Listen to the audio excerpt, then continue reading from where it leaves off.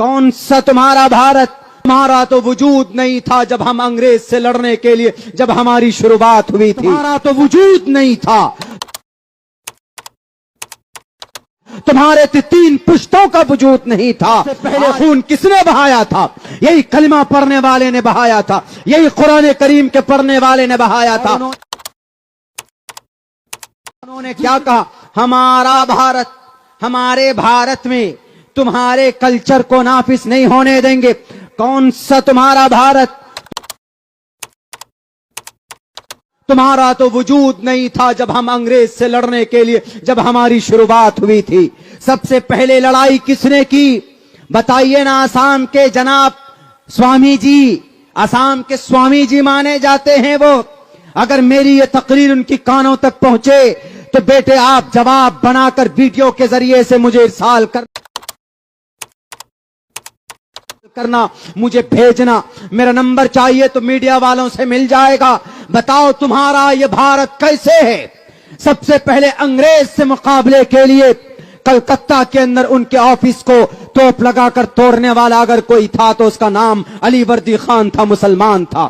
1755 کے اندر اس کے بعد ان کا انتقال ہوتا تو 1755 میں 1757 کے اندر تو ان کے نواسا نواب سراج الدولہ میدان میں نظر آتے.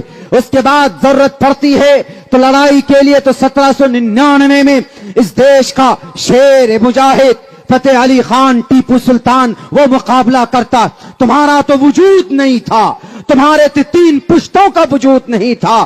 آج جن کے ذریعے سے تم اس دیش میں دعویٰ کرنے کی بات کرتے ہو ہمارا بھارت ہمارا بھارت، کون سے بھارت کی بات؟ 65,000 مسلمانوں کے فریڈم فائٹر، 65,000 سوتنتر سینانی انڈیا گیٹ میں نام ہمارے لکھے ہوئے ہیں، ہمارے ان ٹوپیوں داڑھی والوں کے نام لکھے ہوئے ہیں. 1799 میں آخری باڈی پر کھڑے ہو کر جنرل ہارس نے کہا تھا ٹیپو سلطان کے آج سے یہ دیش ہمارا. سب سے پہلے خون کس نے بہایا تھا؟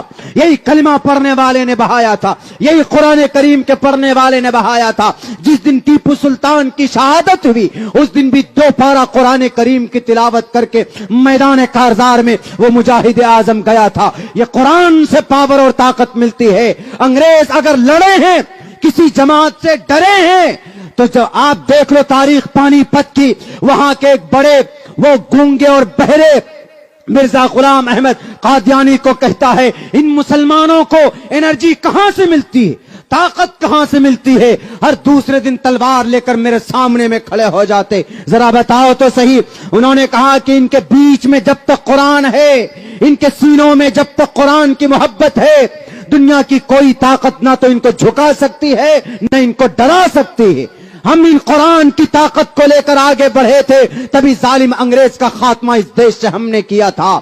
یاد کرو اس وقت کو جب 1806 کے اندر 1831 میں پانی پت اور مالابار اور جناب یہ بالا کوٹ کی پہاڑیوں میں اسماعیل شہید رحمت اللہ علیہ، سید احمد بریلوی شہید رحمت اللہ علیہ یہ جب گئے تھے اپنے 51 لوگوں کو ساتھ لے کر شہید ہو گئے، دفن ہو گئے. کہاں تھا اس وقت تمہارا RSS؟ کہاں تھا اس وقت تمہارا بجرنگ دل؟ کہاں تھا اس وقت تمہارا ہندو مہاسبھا؟ تم تو پیدا بھی نہیں ہوئے تھے، اس وقت تمہارا وجود نہیں تھا. آج اس دیش میں ڈکٹیٹرشپ کے ذریعے سے دعویٰ کرتے ہو کہ یہ دیش میرا ہے.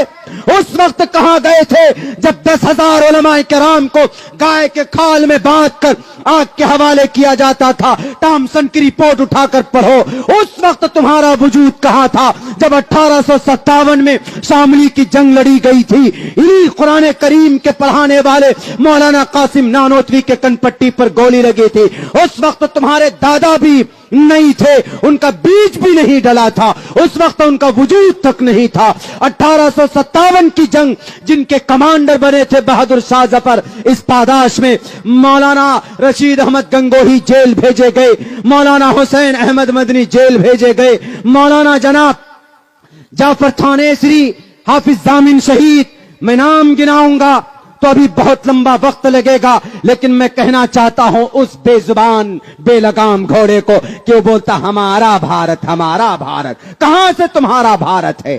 ملا مل گیا. کب پیدا ہوئے؟ تمہارا ڈیٹ آف برتھ کیا ہے؟ तुम्हारा डेट ऑफ बर्थ है 1925, जब इस देश में सब कुछ नॉर्मल हो चला था। आहिस्ते आहिस्ते सारी जंगें कौन लड़ी? तहरीक रेशमी रुमाल तुम्हारे दादा ने चलाया। जामिया मिलिया यूनिवर्सिटी 1919 में 1929 में तुम्हारे दादा परदादा ने उसके बुनियाद रखे। पूरे भारत के अंदर टॉप 10 यूनिवर्सिटी में नाम आया किसका? जामिया मिलिया यूनिवर्सिटी का। बताइए, सब कुछ तो हमारा, और फिर क्या बोलते? हमारा भारत, हमारा भारत। जिस वक्त मौलाना उलमाए किराम कहां थे? जजीरा अंडमान निकोबार, काला पानी की सजा वहीं होती थी ना, वहां थे। तो उस वक्त तुम्हारे गुरु कौन, जिन्हें बोलते हो वीर सावरकर? वीर तो नहीं था वो, बुजदिल था वो। इसलिए बुजदिल था क्योंकि इस देश के दुश्मन अंग्रेजों को 303 खत लिख चुका था वो। क्या कि sir, I want to surrender, I want to follow you, आप हमें हुक्म दीजिए, हम आपकी बात मानेंगे। आई विल बी सर्वेंट, मैं आपका गुलाम बनने के लिए तैयार हूं, हमें माफ कर दीजिए। जेल से लिखा, जेल से। अब वहीं पर देखो मौलाना अबुल कलाम आजाद रहमतुल्लाहि अलैह जेल में बंद हैं। बीवी का इंतकाल होता है, खबर पहुंचती है कि 3 दिन के लिए आप जा सकते हैं, जाइए। उन्होंने कहा कि भीख में मुझे तुम्हारा 3 दिन नहीं चाहिए। कहा कि बीवी का इंतकाल हुआ है, कहा कि बीवी का इंतकाल हुआ है, सबको जाना है, सबका इंतकाल होना है। आई डोंट नीड, मुझे जरूरत नहीं है, बीवी से नहीं मिलेंगे, आखिरी अंतिम दर्शन नहीं करेंगे। उन्होंने कहा कि इसकी भी जरूरत नहीं है। फिर कहा कि हौज़ कौसर पे मुलाकात हो जाएगी। किस लिए? इसी भारत की आजादी के लिए। हमारा है ये भारत, तुम्हारा नहीं है। हम थे जब तो 27% जीडीपी थी, और आज आप आए हो इख्तिदार में तो कितनी जीडीपी है? 3%। लो जनाब, सब कुछ को बेच दिया।